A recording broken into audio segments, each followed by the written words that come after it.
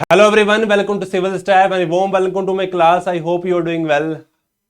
जैसे कि तुम लोगों को पता है कि हमने एक सीरीज स्टार्ट की है सीएसआर मैथमेटिक्स के लिए। जो बेसिक वाले बच्चे हैं जिन्हें स्टार्ट करना है अभी सीएसआर के लिए, तुम्हें पता है कि अभी तक हमारी 2 वीडियोस आ चुकी हैं सीएसआर की, जिसमें से सबसे पहली वीडियो पे हमने ये डिस्कस करा कि सिलेबस क्या रहता है और दूसरी वीडियो में हम ये डिस्कस करा कि उसकी स्ट्रेटेजी क्या है। आज हम तीसरी वीडियो के साथ आए हैं, उसमें मैंने ये चीज बताने की कोशिश की है कि तुमने किस तरह से कौन कौन सी ऐसी बुक्स हैं जिसका तुम्हें स्टार्टिंग में पढ़ना पड़ेगा, जो तुम्हारे सीएसआर के लिए बहुत ज्यादा इंपॉर्टेंट है और एज वेल एज तुम्हारे पीएचडी करियर के लिए बहुत ज्यादा इंपॉर्टेंट बुक्स हो जाएंगी। क्यों? क्योंकि हमने सिर्फ नेट या जेआरएफ नहीं निकालना है, हमने उसके बाद पीएचडी भी करनी है, तभी हमें स्कॉलरशिप मिलती है। और स्कॉलरशिप मिलने के लिए हमारा बेसिक स्ट्रांग होने चाहिए बेटा, और उसके लिए हमें बुक्स एंड बुक्स पढ़नी पड़ती हैं। आज मैं सबसे इंपॉर्टेंट बुक लिस्ट, जिसको मैंने खुद अपनी सीएसआर की जर्नी में फॉलो किया था, आज मैं 1 बाय 1 करके सब्जेक्ट वाइज उन बुक्स को लेके आया हूं। ठीक है, चलो वीडियो स्टार्ट करते हैं। सबसे पहली हमारी, मैं पहले बता चुका हूं, सबसे highest contribution subject real analysis, around 70 marks contain करने वाला बुक। उसके बीच में क्या क्या बुक्स ऐसी हैं जो हमें पढ़नी चाहिए बेटा? देखो, सबसे इजी बुक तो नहीं बोलूंगा, बट स्टार्टिंग तुम जो बच्चे को बिल्कुल नहीं पता है, मैं चाहता हूं वो स्टार्टिंग करे प्ले विद ग्राफ से। ठीक है, प्ले विद ग्राफ से। क्यों? क्योंकि रियल को पढ़ने से पहले तुम्हें ग्राफ्स क्लियर होने चाहिए। पहली बात मेरे अकॉर्डिंग सबसे पहले तुम्हें ग्राफ क्लियर होने चाहिए। ये +2 क्लास की बुक है, राइटर के नाम मैंने लिखे हुए हैं। अगर ए अग्रवाल की बुक आती है तुम आराम से ले सकते हो इसको। ठीक है, तुम इसको आराम से परचेज कर सकते हो और इसकी पीडीएफ भी तुम्हें ऑनलाइन मिल जाएंगी। अगर जिसको पीडीएफ नहीं मिलती है ऑनलाइन, वो मुझे कमेंट बॉक्स में लिख दे कि सर हमें नहीं मिली। ठीक है, मैं कमेंट बॉक्स में लिंक छोड़ दूंगा। ठीक है, सबसे पहले पढ़नी होती है प्ले विद ग्राफ्स, जिससे हमें एक बेसिक अंडरस्टैंडिंग हो जाती है। क्योंकि ये सीएसआर है, ये कोई अदर एग्जाम नहीं है। इसके लिए तुम्हें ग्राफ्स आने बहुत जरूरी है। और उसके साथ में हमारे पास मैथमेटिकली एनालिसिस बुक आती है। किसकी? एससी मलिक की और सविता अरोड़ा की। ये बुक इतनी पॉपुलर है, ये बुक इतनी ज्यादा पॉपुलर है कि तुम आराम से इसे किसी भी बुक स्टोर में जाओगे, तुम्हें आराम से बुक मिल जाएगी।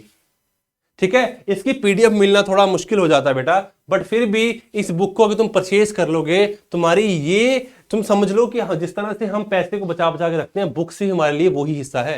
ये हमारी सेविंग्स होती है बेटा, ये लाइफ टाइम सेविंग है हमारी। तो एक टाइम अगर तुम चीज को खरीद लोगे, तुम्हारे पास हमेशा वो रह जाएगी। ठीक है, जब तुम सविता अरोड़ा को पढ़ लोगे, उसके बाद मेरी one of the best book real analysis के लिए वो है एसके मापा। क्यों? मैं तुम्हें कोई फॉरेन ऑथर क्यों प्रेफर नहीं कर रहा हूं? बिकॉज हमने फॉरेन ऑथर को नहीं पढ़ा होता इतना। ठीक है, हमने फॉरेन ऑथर को इतना नहीं पढ़ा होता, तो हम उसकी जो लैंग्वेज होती है हम नहीं समझ पाते। इसीलिए जब तुम एसके मापा को एक बार पढ़ लोगे, तुम्हारा बेसिक बिल्कुल स्ट्रांग हो जाएगा। तुम इतने एलिजिबल हो जाओगे कि तुम आराम से सीएसआर मैथमेटिक्स के क्वेश्चन अटेम्प्ट कर सकते हो, बड़े आराम से। तुम देख लेना, एक बार पढ़ के देखना, बहुत अच्छी बुक है और इसकी पीडीएफ तुम्हें आराम से कहीं ना कहीं मिल ही जाएगी, बहुत आराम से मिल जाती है इनकी बुक्स। ठीक है, और अगर तुम्हें बहुत ज्यादा डीपली इंटरेस्ट बन जाता है तो एक रूडिन की बुक आती है, बाटलर रूडिन की बुक। वो ये तभी समझ आएगी जब तुम्हारा बेसिक स्ट्रांग होगा, क्योंकि इनकी लैंग्वेज में बहुत शॉर्टकट्स होते हैं बेटा। इनकी लैंग्वेज में बहुत ज्यादा शॉर्टकट्स होते हैं, जो तुम डायरेक्टली पढ़ोगे में भी समझ ना आए। ठीक है, इसलिए सबसे पहले तुम्हें ये 3 बुक्स पढ़नी पड़ेंगी। स्टार्ट हमेशा, जो बिगिनर बच्चा है वो स्टार्ट हमेशा ग्राफ से करे बेटा। ग्राफ से अगर तुम स्टार्ट करोगे, तुम्हें बहुत ज्यादा मजा आएगा एनालिसिस पढ़ने में। अगर बिना ग्राफ के करोगे तो तुम देखोगे तुम्हें कहीं ना कहीं वो आगे ना आगे जाके, जैसे हम पॉइंट सेट टोपोलॉजी पढ़ते हैं, वहां पे ग्राफ आ जाते हैं, स्टार्टिंग से ही ग्राफ आने शुरू हो जाते हैं बेटा। तो ये चीजें पहले बोल रहा हूं कि इसको स्टार्टिंग में ले लेना, थोड़ा देख लेना, 1-2 दिन में पूरी बुक हो जाती है कवर। ठीक है, साथ साथ में मैंने कवर पेजेस भी लगा दिए हैं, तुम देख सकते हो आराम आराम से। ठीक है, उसके बाद हमारा दूसरा टॉपिक लीनियर अलजेब्रा, जो सेम रियल एनालिसिस की तरह कंट्रीब्यूशन देता है। इसकी कंट्रीब्यूशन कितनी रहती है? 40 से 50 मार्क्स की, लगभग हर साल इतनी मार्क्स में आता है। और इसकी जिस बच्चे ने बड़ी अच्छी तैयारी करनी है, जिस बच्चे ने बहुत अच्छी तैयारी करनी है, वो सबसे बेस्ट बुक लीनियर अलजेब्रा की मेरे अकॉर्डिंग क्या है? शॉम सीरीज। पकड़ लो, अकेला अकेला पेज उसका खाना है तो खा जाओ, हर एक चीज समझ डालो। ये शॉम सीरीज इतनी आउटस्टैंडिंग बुक है, बिगिनर्स के लिए, एडवांस वालों के लिए, सबके लिए। मैंने सारी बुक्स हैं जो आज के मार्केट में चलती हैं बुक्स। बट मैं तुम्हें प्रेफर कौन सी करूंगा, जो बुक तुम्हारे लिए सबसे कारगर अच्छी होगी, सबसे अच्छी प्रिसाइज और क्वेश्चन सॉल्व के साथ। ये बुक तुम्हें इसकी पीडीएफ आराम से अवेलेबल हो जाएगी। मैं फिर बोल रहा हूं कि तुम्हें पीडीएफ नहीं मिलती है तो कमेंट बॉक्स में तुम बोल सकते हो, मैं डाल दूंगा। बट रिमेंबर दैट, तुम्हें ये चीज पता होना चाहिए कि बेटा ये बुक तुमने सबसे पहले पढ़नी है लीनियर अलजेब्रा के लिए। बाकी तुम छोड़ सकते हो तो छोड़ सकते हो, मुझे कोई दिक्कत नहीं है, बट तुमने ये नहीं छोड़नी है, तुमने ये शॉर्म सीरीज नहीं छोड़नी है। इसकी 400-500 की बुक आती है, तुम आराम से ले भी सकते हो। अगर जिसको पीडीएफ लेनी है पीडीएफ मिल सकती है, ठीक है। बाकी नाम लिखे हैं मैंने ऑथर्स के, मैं हर ऑथर का नाम नहीं बोलूंगा, बट जो बुक तुमने पढ़नी है अपने कोर्स में उन्हीं बुक्स की बात कर रहे हैं हम, ठीक है। अब आ जाओ, अब कॉम्प्लेक्स एनालिसिस। कॉम्प्लेक्स एनालिसिस जिस बच्चे का बिल्कुल ही वीक है, जिस बच्चे को कॉम्प्लेक्स एनालिसिस बिल्कुल ही नहीं आता, मैं सबसे बेस्ट बोलता हूं कि कसाना पढ़ ले, एच से कसाना पढ़ ले स्टार्ट से। जिस बच्चे का बेसिक बहुत बुरा है कॉम्प्लेक्स एनालिसिस में, उसे कुछ भी नहीं पता है, उसको ब्रांच कट के बारे में कुछ नहीं पता है, प्रिंसिपल वैल्यूज के बारे में नहीं पता है, आर्गुमेंट नहीं पता है, स्मॉल आर्गुमेंट, कैपिटल आर्गुमेंट, अगर ये चीजें नहीं पता है, एच कसाना सबसे बेस्ट बुक, मेरी प्रेफरेबल बुक्स है। सारी बुक्स मेरे पास है बेटा, ये सारी की सारी बुक्स मेरे स्टॉक्स में है, ठीक है। और जो बच्चा अब अच्छा लगा फील करने, तो बेटा उसके बाद आते पुन्नुसामी, सबसे बेहतरीन बुक कॉम्प्लेक्स एनालिसिस की। वो सीएसआर यहीं से सारे क्वेश्चन उठा लेता है, इसकी स्टेटमेंट से क्वेश्चन आ जाते हैं, इसकी एक्सरसाइज होती है इसके पीछे, और वहां से तुम चेक करोगे मैक्सिमम क्वेश्चन कॉम्प्लेक्स एनालिसिस में स्ट्रेट फॉरवर्ड पूछता है पुन्नुसामी से, स्ट्रेट फॉरवर्ड। और इसलिए पुन्नुसामी बहुत इंपॉर्टेंट बुक हो जाती है। मैं ये नहीं बोलूंगा कि एच किसाना से तुम्हारा काम बन जाएगा, एच किसाना तुम्हें इतना मोटिवेट कर देगी कि तुम पुन्नुसामी जब पढ़ोगे तुम्हें बड़ा मजा आएगा। और मेरी सबसे बेहतरीन बुक है, मैं सबसे पसंद करता हूं इस बुक को, सबसे फेवरेट बुक है मेरी ये पुन्नुसामी। इसकी पीडीएफ मिल जाएंगी और इसकी बुक भी मिल जाती है, बुक तो हमारे पास होती ही है, तो पीडीएफ भी इसकी इजीली अवेलेबल हो जाती है, ठीक है। जितने फॉरेन उत्तर होते हैं उनकी जो पीडीएफ होती हैं वो इजीली हमें मिल जाते हैं। इसके बाद हमारे पास एब्स्ट्रैक्ट अलजेब्रा। ये एक बहुत कई बच्चों के लिए बड़ा आसान टॉपिक होता है और कईयों के लिए बहुत मुश्किल होता है, क्योंकि इसमें 3 टॉपिक होते हैं। जैसे एक नंबर थ्योरी वाला पार्ट होता है, इसमें से 1 से 2 क्वेश्चन आते हैं, रिंग थ्योरी होती है और एक हमारे पास ग्रुप थ्योरी होती है। यहां पे 3 नंबर में 3 पार्ट्स में ये जो बुक होती है वो कंटेन करती है। तो सर कैसे पढ़े? सबसे बेस्ट है गेलियन उठा लो। बहुत बच्चों ने सुना होगा गेलियन, बहुत मैक्सिमम बच्चे सुनते हैं गेलियन उठा लो। गेलियन है ही ऐसी बुक, जोसेफ गेलियन। ये बुक पढ़ोगे एक बार तो मैं अंदाजा हो जाएगा कि आज तक जो हम पढ़ रहे थे ग्रुप थ्योरी में और जो इस बुक में लिखा है कितना आसान लैंग्वेज है, कितनी ज्यादा आसान लैंग्वेज है। ये भी हमें कॉलेज में नहीं पढ़ाई जाती थी बुक। ये बुक बाहर जब हम तैयारी करते हैं सीएसआर की तो हमें अंदाजा होता है क्वेश्चन तो यहीं से आ रहे हैं, सारे के सारे उठा क्वेश्चन तो यहीं से उठा रहा सारे के सारे। आप तुम जाओगे गैलोवेस थ्योरी पे जाओगे, गैलोवेस फील्ड पे जाओगे, तुम्हें अंदाजा हो जाएगा कि यहीं से क्वेश्चन आ रहे हैं सारे सारे और यहीं से डालता है बेटा वो क्वेश्चन, ठीक है। और उसके साथ उसका भाईचारा डेविड फोर्टे, ये क्वेश्चन ये बुक उससे भी ज्यादा अच्छी है, बट इसकी लैंग्वेज थोड़ी सी डिफरेंट है, थोड़ी सी मुश्किल होती है समझने में। इसकी थ्योरम बड़ी अच्छी है बेटा, इसकी थ्योरम एज अ सीधा रिजल्ट यूज होती है। मैक्सिमम टीचर्स क्या करते हैं कि उसी रिजल्ट को कॉपी करके एज अ रिजल्ट बेचते हैं कि रिजल्ट है। वो बुक के रिजल्ट के प्रूफ कहां मिलेंगे? फोटे में मिलेंगे। ये फोटे बड़ी अच्छी बुक है। जिस बच्चे ने पीएचडी करनी है, जो बच्चा सोचता है कि मैंने नहीं सर मैंने मॉडल अलजेब्रा में पीएचडी करनी है, उसके लिए डेविड फोटे, उसके लिए सब कुछ है। फोटे पकड़ ले, उसकी पूजा करे दिन रात। फिर जिसने पीएचडी करनी है इसमें आ जाओ।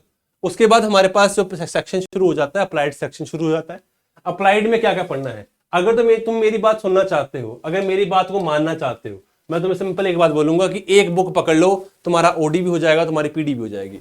ओडी से कैसी? एमडी राई संघानिया, ये एक बुक आती है, बहुत मोटी सी बुक होती है, इतनी लगभग मोटी बुक होती है वो एमडी राय संघानिया की। वो बुक से ही वो तो एग्जैक्ट क्वेश्चन वहां से आते हैं, बट उस बुक से हर एक टाइप कवर हो जाते हैं बेटा, हर एक टाइप की बात कर रहा हूं मैं। ये मैं ओडी की बात कर रहा हूं कि ओडी में जितने भी हैं हर एक टाइप कवर हो जाती है। और एक पार्ट हमारे आता है जहां पे फर्स्ट डिग्री डिफरेंशियल इक्वेशन आ जाती है, उसकी हमारे पास इनिशियल कंडीशंस आ जाती हैं, सफिशिएंट कंडीशन आ जाती हैं, उसके लिए सिर्फ इतने टॉपिक के लिए एसएल रोज पढ़ लेना। इसको मत पढ़ना, देखना ही मत इसको, एसएल रोज पढ़ लेना इसके लिए। किसके लिए? जब हमारे पास रोंशकिन की बात होती है, जब हमारे पास इनिशियल वैल्यू कंडीशंस की बात होती है, उसके लिए एसएल रोज। बाकी सबके लिए लगभग 13 से 14 चैप्टर होते हैं, 13 से 14 चैप्टर आएंगे एमडी रायसिंघानिया में स्टार्टिंग से ही। किसके लिए? ओडी के लिए। पढ़ लेना, मैं फिर बोल रहा हूं पढ़ लेना बेटा, same as it is question देखने को मिलेंगे पेपर में। और साथ में मैं फिर बात कर रहा हूं, पार्शियल डिफरेंशियल इक्वेशन पीडी के लिए भी एक ही इक्वेशन है, एमडी रायसिंघानिया।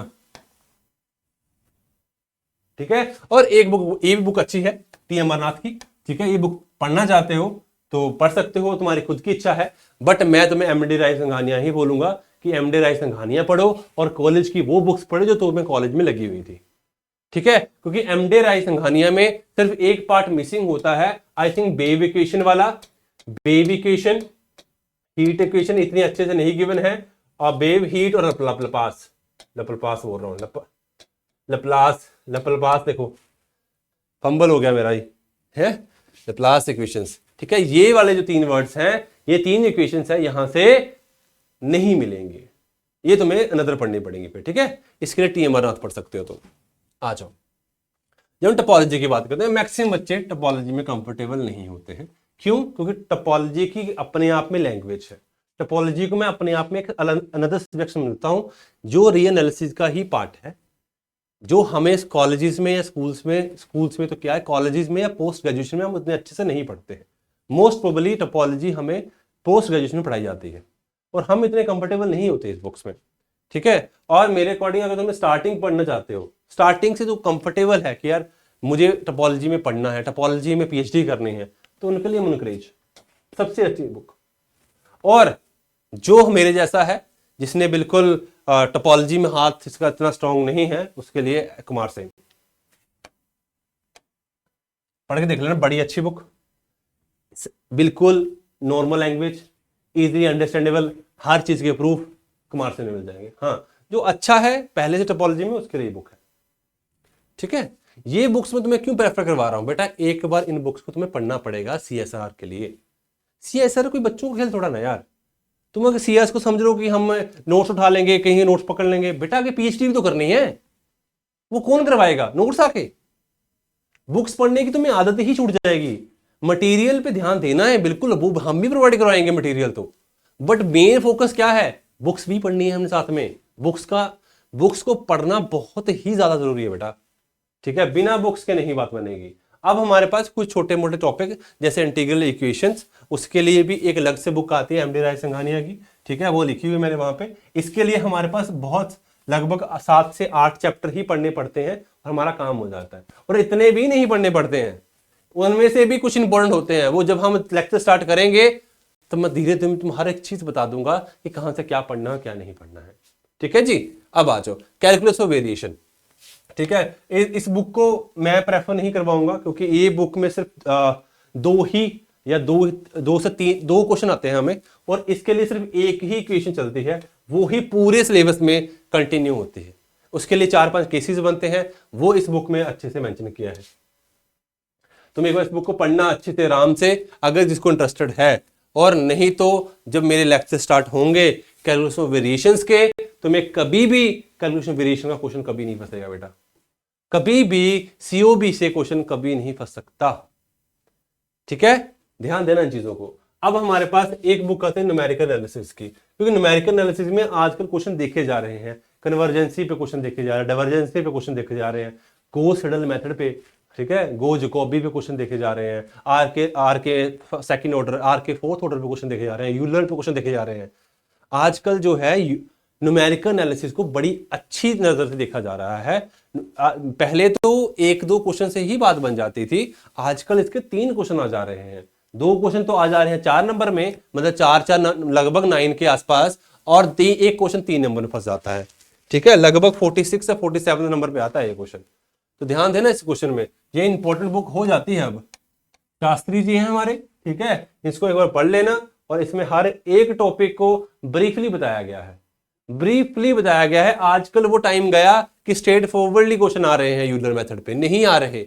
आजकल जो क्वेश्चन आ रहे हैं वो एक इक्वेशन दे देता है गॉस सीडल वगैरह की या गॉस जैकोबी की, उन पे कन्वर्जेंसी पूछ रहा है वो, तो उनके लिए हमारे पास एक प्रॉपर बेटा, उसके लिए प्रॉपर हमारे पास मैट्रिसेस बनते हैं, ठीक है। वो अलग से एक मेथड है जो हमें स्कूल्स में या कॉलेजेस में नहीं पढ़ाया जाता। चलो इसके बाद यही हमारे पास लगभग सारी बुक्स होती हैं, क्योंकि स्टैटिस्टिक्स में मैं खुद नहीं पढ़ाऊंगा तुम्हें, ठीक है। मेन बुक जो हमें पता होना चाहिए कि हमें क्या पता है कि ये बुक्स को किस तरह से हमें पढ़ना है।